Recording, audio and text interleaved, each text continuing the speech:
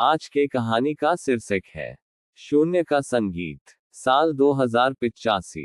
काशी अब वह शहर नहीं था जिसे इतिहास की किताबों में दर्ज किया गया था। गंगा के किनारे अब पत्थर की सीढ़ियां नहीं, बल्कि चमकते हुए कार्बन फाइबर के घाट थे। हवा में मंत्रों की गूंज की जगह ड्रोन की सरसराहट थी। आर्यव, जो एक मेमोरी आर्काइविस्ट था, अपने छोटे से केबिन में बैठा पुराने डिजिटल अवशेषों को सहेज रहा था।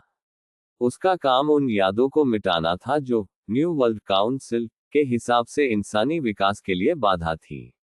आर्यव के हाथ आज एक ऐसी फाइल लगी जो एन्क्रिप्टेड थी। उसका नाम था राग भैरवी वर्जन 0.0। काशी में अब संगीत वर्जित था। काउंसिल का मानना था कि संगीत भावनाओं को अनियंत्रित करता है, जिससे कार्यक्षमता घटती है। लोग अब केवल बाइनरी बीट्स सुनते थे जो मस्तिष्क को शांत और केंद्रित रखती थी। आर्यव ने अपनी रिस्ट पर लगे चिप को सक्रिय किया और उस फाइल को डिकोड करने की कोशिश की। जैसे ही फाइल खुली, उसके कानों में एक ऐसी आवाज गूंजी जो उसने पहले कभी नहीं सुनी थी। यह किसी मशीन की आवाज नहीं थी। यह एक कंपन था, एक पुकार थी। यह क्या है? उसने फुसफुसाते हुए पूछा। अचानक उसके कमरे की खिड़की पर एक छाया उभरी। वह ज़ारा थी, एक विद्रोही। उसने पुराने जमाने के सूती कपड़े पहने थे जो इस सिंथेटिक दुनिया में अजीब लग रहे थे। इसे बंद करो, आर्यव, ज़ारा ने अंदर आते हुए कहा। अगर काउंसिल के सेंसर ने इसे पकड़ लिया तो वे तुम्हारा न्यूरल रीसेट कर देंगे। ज़ारा, यह आवाज, यह मुझे अंदर से कुछ महसूस करा रही है। क्या इसे ही दर्द कहते हैं? आर्यव की आंखों में नमी थी, एक ऐसी भावना जिसे उसने कभी महसूस नहीं किया था। ज़ारा आर्यव को शहर के सबसे निचले स्तर पर ले गई, जहां सूरज की रोशनी मुश्किल से पहुंचती थी।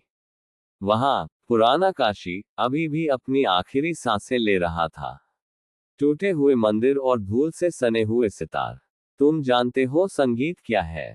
ज़ारा ने एक पुराने लकड़ी के टुकड़े को छूते हुए कहा। यह गणित नहीं है, यह आत्मा का संवाद है। जब इंसान के पास शब्द खत्म हो जाते हैं तो वह संगीत का सहारा लेता है। आर्यव ने उस फाइल को फिर से चलाया। जैसे जैसे राग आगे बढ़ा, उसे अपने पूर्वजों की यादें आने लगी, धूप की गर्मी, मिट्टी की खुशबू और किसी के हाथ का स्पर्श। वह रोने लगा। इस दुनिया में रोना एक त्रुटि माना जाता था। काउंसिल के ड्रोन ने उन्हें ढूंढ लिया था। लाल बत्तियां चमकने लगी। अनाधिकृत भावनात्मक गतिविधि पाई गई। आत्मसमर्पण करें। ज़ारा ने आर्यव का हाथ पकड़ा। हमें इस धुन को पूरे शहर के न्यूरल नेटवर्क में फैलाना होगा।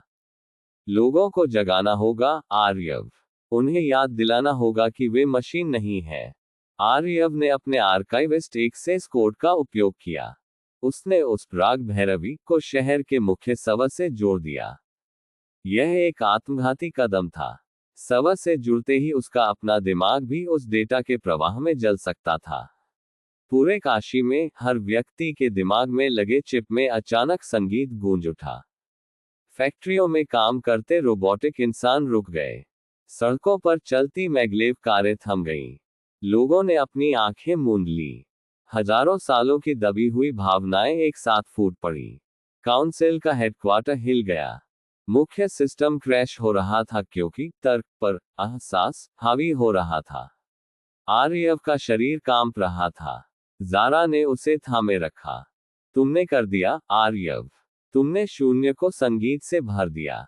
जब अगली सुबह हुई तो काशी की हवा में ड्रोन की आवाज नहीं थी। लोग घाटों पर बैठे थे, एक दूसरे का हाथ थामे। वे अब कुशल नहीं थे, लेकिन वे जीवित थे।